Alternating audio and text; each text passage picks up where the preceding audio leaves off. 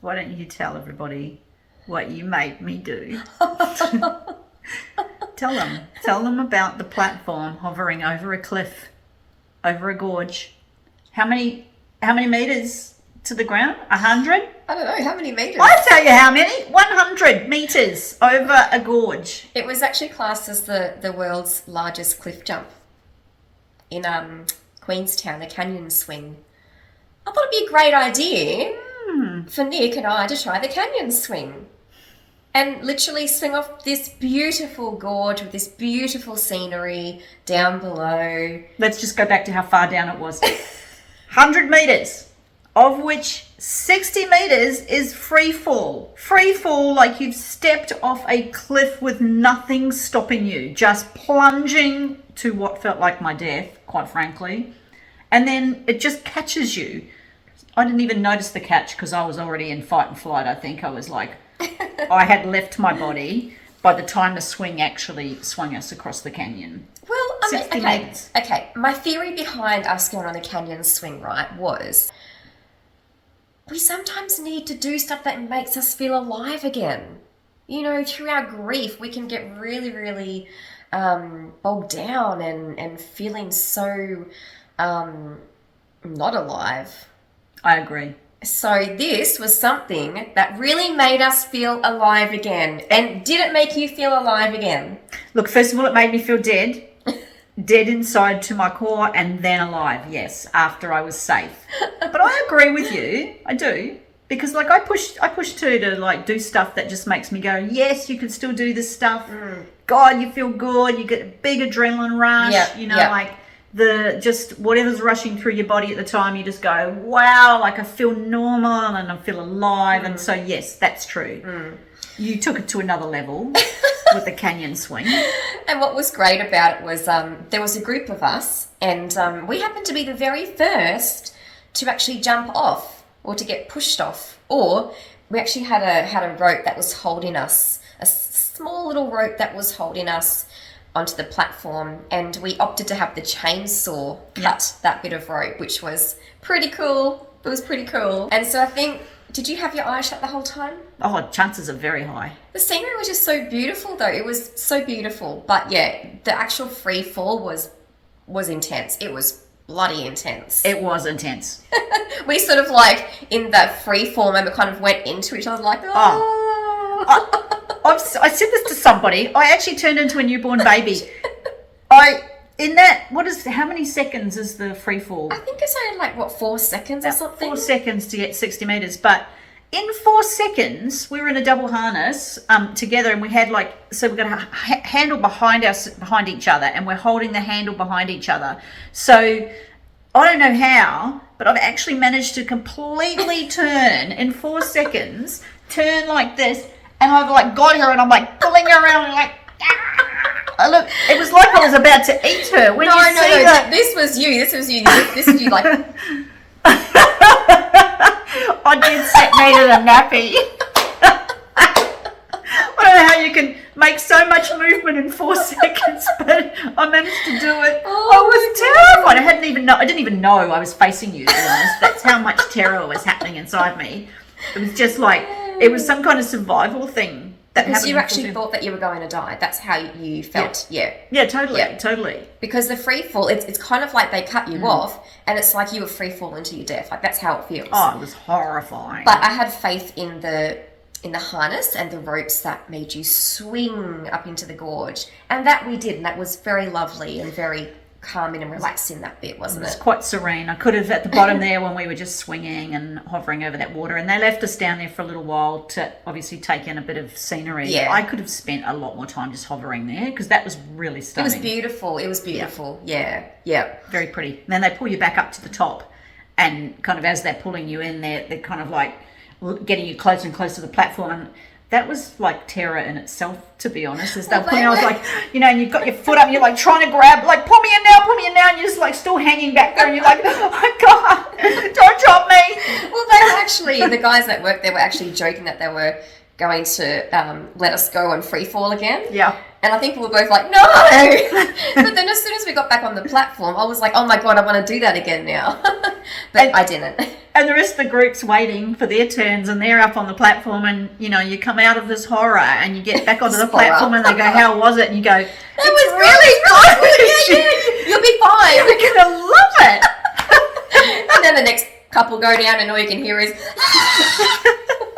It was funny. It was really good. It was really good to do. There's no way I could do it again. I can push myself big time, but that maxed me out, man. I mean, I'm really proud of ourselves for doing that, because that is shit scary. Yeah. Like that's like, because you know, like I was freaking out before we even got to the destination. I was freaking out, and then I'm like, okay, I'm all good. And then Nic was fine until she got to the platform, and then she's like, "Oh my God, I can't do this." Way. So there's no way. It's very, very confronting. That's for sure. You just have to have faith in the workers, and that, you know, all the harnesses work. But they've been there for years. I think for 30 years. It's been there a long time. Yeah. So I mean, I don't go out and do anything that will actively kill me, but you know, like I do have a bit of a thing in my head where I just go, you know, like, things that really do frighten me, where I might go, you know what, I'm not going to do it. I do have a little bit of a blasé thing really too also, where I just go, stuff it, let's just do it. You know, like, what do you got to lose? You've just been through so much. Take a risk, you know, have some fun, like get some adrenaline going, because you can't go through anything worse than what you're experiencing or have just experienced in your loss. So it kind of pushes me a little bit too, just to go, no, come on. You can do this. It's nothing compared to what you've been going through, right? Yeah, I feel the same. And also, I think before my husband had passed away, I kind of had a fear of death, and I was very scared to do certain things. Whereas now, I'm like, bring it on. I'll do whatever. I'm not scared of dying. I'll get to see him again. But it's almost like I have no fear. I do have fear, because leading up to it, I was very fearful. but it's almost like, yes, I'm going to do it. Like, let's just do this. I think calculated risk for some adrenaline and some fun. Yeah, exactly. I mean, it was all very controlled and very safe and everything. So, I mean, I'm not really going to go and do a base jump somewhere alone. Like, that's not my cup of tea. She says this now. She says this now. I mean, she got up back on that platform, and 10 minutes later she's going, please go with me again. I'll do it again if you'll go again. I'm like, I cannot. I just can't. She's like, please, I want to do it again. I'm like, no, I'm not coming with you. And then when she was like, no, do it, I'm like, okay, they had like this little tricycle, and I'm like, I really, really want to ride that tricycle off the platform, because you can do that. And I was so close. I'm like, oh my God, like, how funny would that footage be of me cycling off this little platform on a tricycle and then just like free falling with this tricycle onto me. Things you'll do. Things I'll do for you. So if you're in New Zealand, give that some thought. And or if you visit in New Zealand. If you need someone for moral support, don't call me. I'm your girl. I'll be there.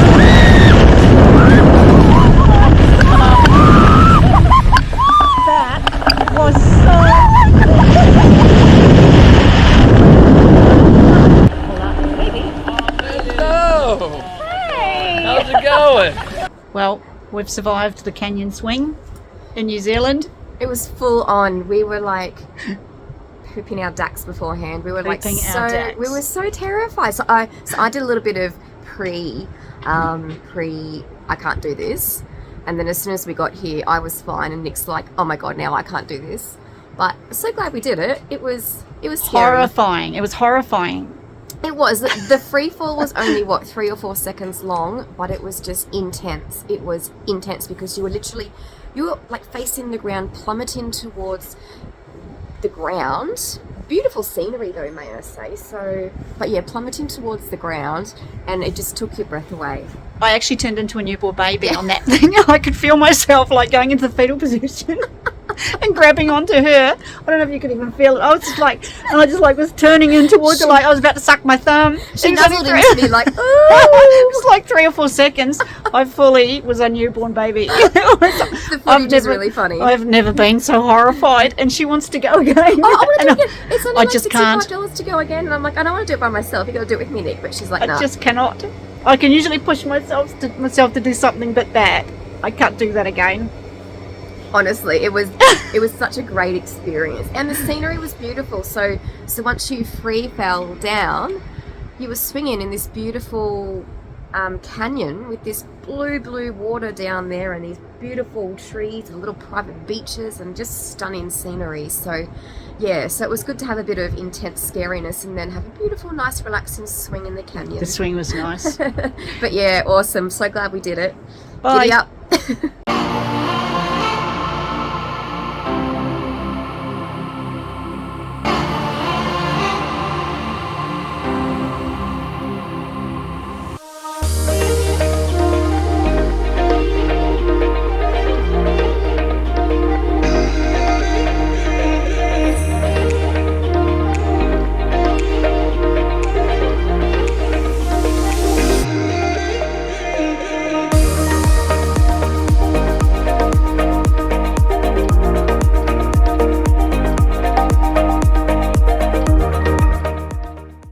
So when Nick and I were planning our New Zealand trip, I said to Nick, we have to go to Central Otago. Did I say that right? Yes, you said it right. Central Otago, my favourite wine region. So Nick and I are huge Pinot Noir fans, and they have the best Pinot Noirs in the world, in my opinion. So they do, and the Shiraz too. Yeah, good wines there. So what better way to try all these wines but on an e-bike? That's right. Yeah, we basically hired some e-bikes and we rode around the wineries in the Gibbston Valley, and oh my God, what an experience that was. It was super cool. And when we picked up the bikes, the tour guide, they don't go with you, they just give you the bikes and send you on your way with a map. And he said, you've got 3 speeds. Just imagine it's 1 angel, 2 angel, and 3 angels pushing you from behind. So he said, if you're just trotting along, 1 angel's all you need. If you see a hill coming up, ramp it up to 3 angels, and just imagine there's 3 angels just pushing you along. Oh, so easy. Loved so easy. it. You've actually since bought an e-bike, haven't you? I got one when I got home. Yes. I'm still looking for a winery, but they're so good. I love them. So yeah, this was an amazing experience. The only thing they didn't tell us is that we had to pedal for a whole hour before we got to the first winery. So basically we're given this map, right, and there's like this track that we ride on, and there's all these wineries. But yeah, we were like riding. It's like, where is this first winery? It was like an hour later we finally got to it. It's like, oh, I'm so thirsty. But you love the wine so much. I mean, I love wine too. You love it so much. You just couldn't get to the wineries fast enough. Yes. I loved the cycling and I loved the scenery, and I was just like, oh, that was nice too. I love it. And she's just going, I just want to, come on. We're not looking at canyons. Like, we have to get to the winery. And so, you know, like, it was so beautiful. We were going along this area. There was a massive gorge and this enormous river. Oh, it was the beautiful. Dakota River below it. It was stunning. Yeah. I was like, look at this gorge. And she's coming down the hill to try to have a look. And her shoelace went into the chain of the bike. And over she goes. Well, I don't fall down the gorge. I mean, oh no, she didn't fall over the gorge. That's what it sounds like. Oh, over she goes, the gorge. Wait till you see footage of this. No, so this actual track was up the top of this gorge, right? And it was only like a thin kind of dirt track, and there were no railings at all. And like people are riding this track, drinking wine, you know, going on winery tours. And so yeah, shoelace gets caught, and luckily I didn't fall down the gorge, but I kind of certain death. It would have been certain death. Oh, I know. It was a long way. I know. So she gets caught in this thing, and I remember when we found this cat.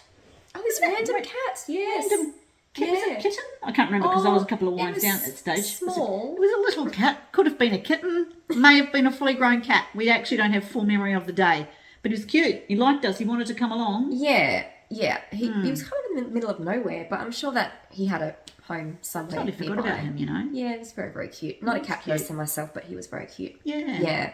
Yeah. So it was a stunning ride. I loved it. I could have ridden for hours through the gorge. If someone wasn't like carrying on like a pork chop, needing to get to the winery, I would have seen a lot more scenery on that bike. Oh, come on. We saw so much scenery between each winery. It was so amazing. But I mean, the wineries were beautiful. The wine was amazing. And then I think after a few wineries, you know, we're doing things like trying to cross busy highways with trucks coming. So that was fun, wasn't it? That was a bit of a challenge because we were already then, you know, oh, careful. And it took us a long time to cross roads. It's like, no, don't go, stop, go, woman. No, it was always one of us was slightly a bit too random. The other was like, oh my God, stop it. You know, so it was pretty funny. Yeah. We did have a flower incident, little crash. We had a little crash. I was trying to show Mel. Expected after a few wines, though. There were these flowers when I was a kid. There were these flowers we used to pull the centers out of, and we would suck the end of these bits of petal, and they tasted like honey. And I wanted her to come over towards my bike because I had one in my hand. I'm like, "You need to come see this flower." And I was we coming were a few towards the bike. wineries along, and she was getting towards me, and then off. So we both crashed. Collision. Ended up on the ground on the gravel road. She's on the road. I'm on the grass verge. Bikes were upside down. We survived. We weren't hurt. We were cracking up laughing. It was the funniest thing. Didn't you have some bruise the next day and you couldn't work out where it came from? Yeah, I think it was on my foot or something. Yeah, it was maybe. Weird, yeah, but it was the funniest thing. But we had the wineries was the wine was beautiful, and we went to one particular winery. And Marcia, our new best friend, Marcia, really looked after us. Yeah. That was actually at Rockburn. That was Rockburn Winery. Rockburn she Winery, was just the nicest person. She did the most amazing tasting for us, and we just really loved sitting there and chatting to her about wines. And we decided to buy one of the wines that we both thought was really special and beautiful. And so, you know, she went over to the fridge and she was choosing one out for us. No, it wasn't a fridge. It wasn't a fridge. It was red wine. It was some sort of like wine cabinet. And she kind of like, I can't even remember how we did this, but whatever happened, she said, choose which one you want. And we both reached for a bottle, and when we pulled it out, there was a number. Is that how it worked? Yes. My memory is very, very Pinot Noir, I can tell you. I'll fill in a few blanks. So this particular bottle, they only made 1,000 of this wine. Yeah. And so basically it was the number out of 1,000. And so, yeah, we each chose a bottle. You were a lot more on the ball than I realised. Well, I think you were more drunk than me. I wasn't drunk. It was like having a lovely day. A bit piddled. So we both took a bottle each to bring home as a really special wine to drink on a special occasion for our husbands. And mine had the year of our birth on it because both my husband and I were born in the same year, 1999. So good on you. 2005. And mine had my husband's passing date. So the actual day of the month, and then it was 1,000, so it was the 10th. That the month was the 10th. So yeah, it was freaky how it those was numbers, weird, wasn't it? Yeah, just like those boys just were saying to us, girls, drink some wine.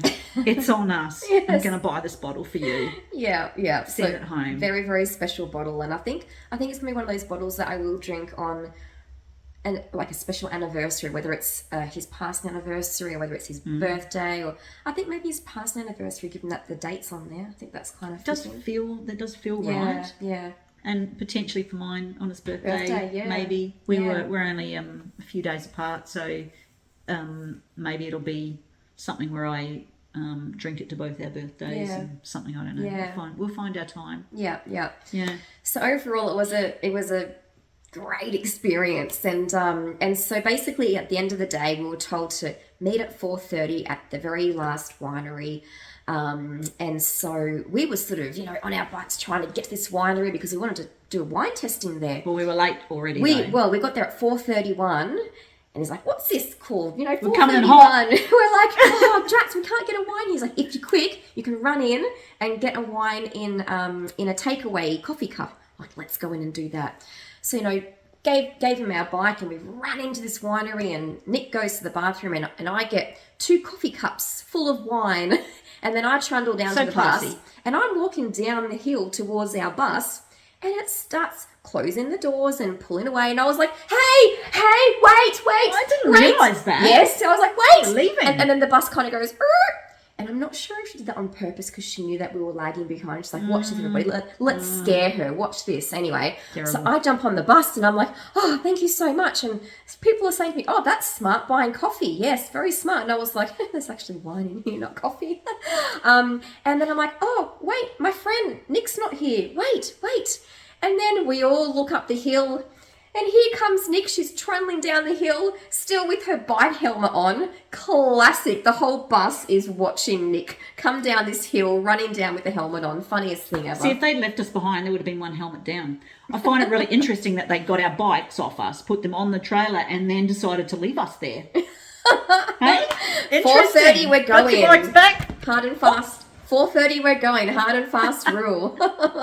So, yeah, luckily we made the bus. Otherwise, we would have had to sleep at the winery and drink more wine, which, I don't know. Would have been totally fine. Fine if we had to. So we had a great day, and then we went into town. We met a couple of people from England on the bus, and nice couple. they were great. And so we went and had a drink with them, and they bought us shots. They were doing multiple shots.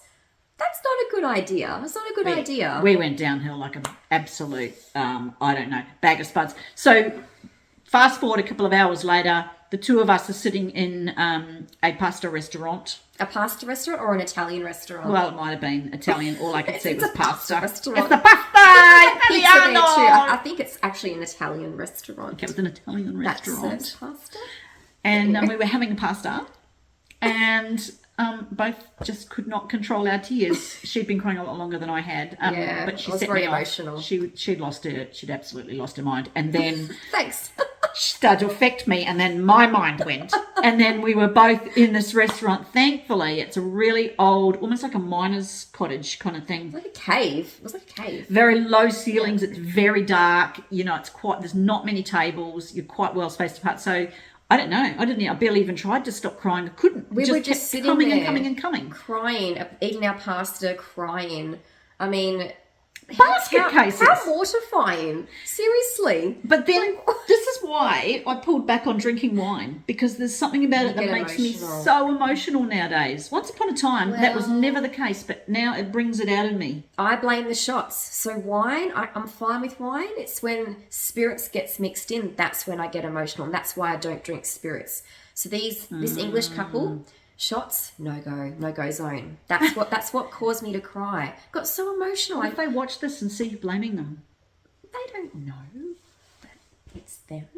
I think they will. Anyway, we had a great day. Yeah.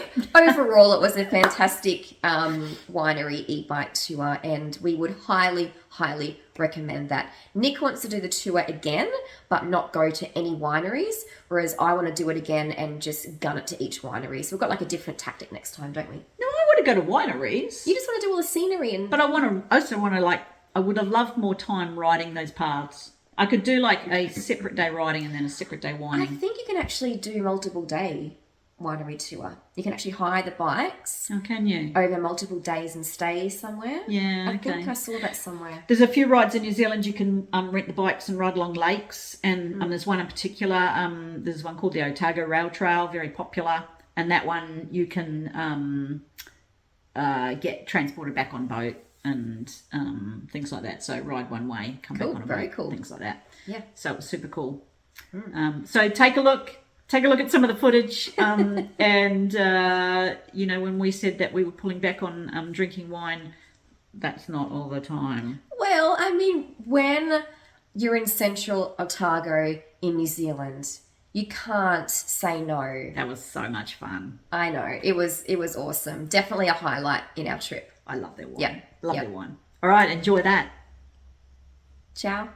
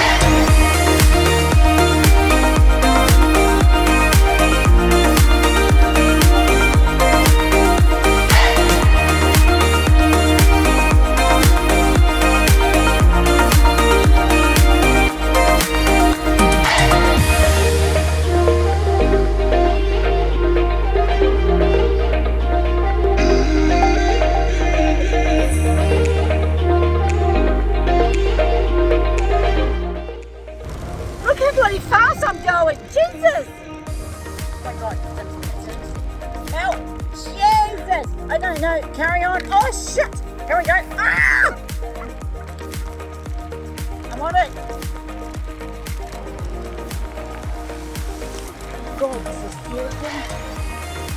I'm going to do a skip. I'm doing a big skip. Here we go. Here we go.